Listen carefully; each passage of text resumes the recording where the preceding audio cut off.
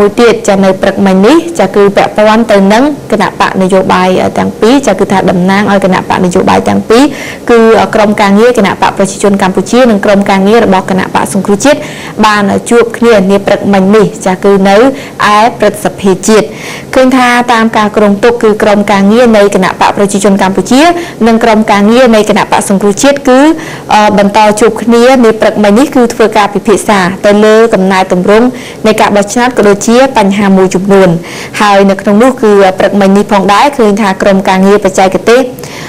ទាំងពីរនៃគណៈបកនយោបាយទាំងពីរគឺមានចំនួនសមាជិកភាពស្មើគ្នាដែលគណៈបកនីមួយៗគឺមានសមាជិកភាពម្ខាងគឺ6រូបក្នុងនោះគឺសូមលើកឡើងដែរពាក់ព័ន្ធទៅនឹងក្រុមការងារបច្ចេកទេសនៃគណៈបកប្រជាជនកម្ពុជាដឹកនាំដោយឯកឧត្តមឧបនាយករដ្ឋមន្ត្រីប៊ិនឆិនឯកឧត្តមជៀមយាតឯកឧត្តមឈៀងវ៉ុនឯកឧត្តមសិទ្ធប៊ុនចាសំទោសឯកឧត្តមសិទ្ធប៊ុនហុកលោកជំទាវគ្រួចសំអាននិងឯកឧត្តមប៉ែនបញ្ញាចំណែកឯក្រុមការងារបច្ចេកទេសនៃគណៈបកសង្គ្រោះជាតិគឺមានដូចជាឯកឧត្តមសុនឆៃឯកឧត្តម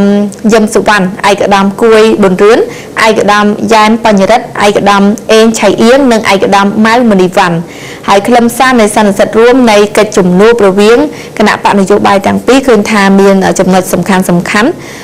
ចំនួន3ចំណុចយើងឃើញថាមានការរៀបចំការចុះឈ្មោះបោះឆ្នោតនិងបញ្ជីឈ្មោះអ្នកបោះឆ្នោតដើម្បីធានាការរក្សាសិទ្ធិបោះឆ្នោតរបស់ប្រជាជនគ្រប់រូបហើយទី2នោះគឺថារៀបចំបង្កើតច្បាប់ស្តីពី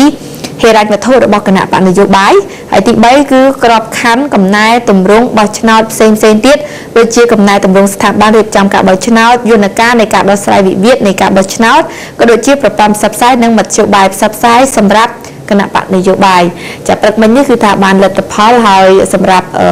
កិច្ចជំនួបនាព្រឹកមិញនេះប្រហែលជា4ម៉ោងដែរឃើញថារយៈពេលយូរហើយបាននៅខ្លឹមសារនៃលទ្ធផលមួយចំនួនហើយបើតាមការគ្រោងទុកនឹងអាចថាសប្តាហ៍ក្រោយចាគឺនឹងមានការជួបគ្នាជាថ្មីម្ដងទៀតដើម្បីពិភាក្សានៅការងារមួយចំនួនបើសិនជាមិនមានការប្រែប្រួលទេនោះគឺថាសប្តាហ៍ក្រោយអាចនឹងមានជំនួបម្ដងទៀតពាក់ព័ន្ធទៅនឹងក្រុមការងារនៃគណៈបកប្រជាជនកម្ពុជានិងក្រុមការងារនៃគណៈបកសង្គ្រោះជាតិនោះ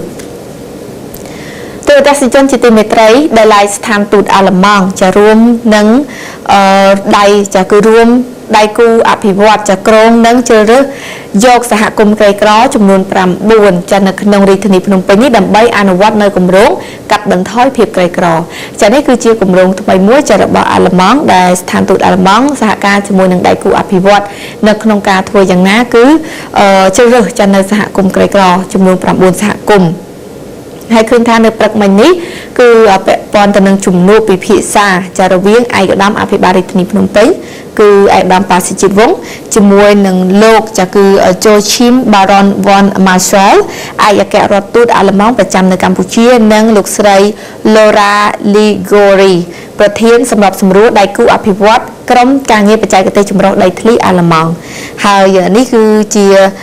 ចំណុចសំខាន់នៃជំនួបពាក់ព័ន្ធទៅនឹងគោលបំណងចាអនុញ្ញាតជម្រាបជូនគឺថាគោលបំណងព្រឹកមិញនេះគឺលោកស្រី Laura Ligori គឺបានបញ្ជាក់ថាគឺចង់ចូលរួមសិក្សាស្វែងយល់ទិសដៅអភិវឌ្ឍសហគមន៍ក្រីក្រនៅរាជធានីភ្នំពេញដើម្បីលើកកម្ពស់កាត់បន្ថយភាពក្រីក្រនៅទីក្រុងហើយជាពិសេសគឺថាក្រុមការងារបច្ចេកទេសអាល្លឺម៉ង់ហ្នឹងក៏នឹងមានគោលបំណងចូលរួមជាដៃគូក្រុមការងារគម្រោងអភិវឌ្ឍសហគមន៍ក្រីក្រជាមួយនឹងអាជ្ញាធររាជធានីភ្នំពេញដើម្បីរួមគ្នាដោះស្រាយបញ្ហាដីធ្លីផ្ទះសម្បែងជូនទៅដល់បងប្អូនប្រជាពលរដ្ឋឲ្យទទួលបានជោគជ័យហើយជាពិសេសព្រឹកមិញនេះផងដែរឯកឧត្តមប៉ាស៊ីជីតវង្សអភិបាលរាជធានីភ្នំពេញក៏បានគាំទ្រចាក៏ទទួលយកនៅគំនិតនិងគោលបំណងល្អរបស់ក្រុមការងារបច្ចេកទេសអាល្លឺម៉ង់ដែលមានបំណងគិតគូរពាក់ព័ន្ធទៅនឹងការចូលរួមកាត់បន្ថយភាពក្រីក្រនៅក្នុងរាជធានីភ្នំពេញក៏ដូចជានៅប្រទេសកម្ពុជានោះដល់ឡែកយើងងាកទៅចាប់អារម្មណ៍ពីខាងខេត្តស្វាយរៀងវិញម្ដងពាក់ព័ន្ធទៅនឹងសកម្មភាពនៃការផ្ដល់ឈាមយើងឃើញថាសំខាន់ណាស់ចាដែលមានជនជាច្រើនគាត់ត្រូវការឈាមហើយនៅក្នុងនោះគឺមានសប្បុរសជនជាច្រើនក៏ជាយុវជនក៏បានចូលរួមនៅក្នុងការបរិច្ចាគឈាមដែរជាក់ស្ដែងកាលពីថ្ងៃម្សិលមិញនេះគឺថាសហភាពសហព័ន្ធយុវជនកម្ពុជាខេត្តស្វាយរៀងគឺក្នុងនោះមានដូចជាព្រះសង្ឃយុវជនយុវនារីរបស់សហភាពសហព័ន្ធយុវជនគឺប្រមាណជាជាង100នាក់ហ្នឹងគឺបានចូលរួមស្ម័គ្រចិត្តនៅ នៅក្នុងការបរិច្ចាគឈាម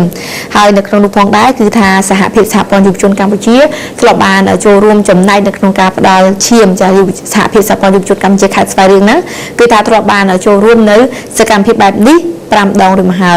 យក្នុងនោះគឺថាសម្រាប់ថ្ងៃម្សិលមិញនេះគឺមានទាំងព្រះសង្ឃយុវជនយុវនារីនៃសហភាពសហព័ន្ធយុវជនកម្ពុជាគឺថាបានចូលរួមនៅក្នុងការបរិច្ចាគឈាមហើយទទួលបានឈាមប្រមាណជាចំនួន49ផ្លោកយកទៅប្រើប្រាស់ដើម្បីព្យាបាលជំងឺជូនទៅដល់ប្រជាពលរដ្ឋដែលរងគ្រោះជាពិសេសអ្នកដែលចាំបាច់សំខាន់គឺត្រូវការឈាមដើម្បីសង្គ្រោះជីវិតនោះ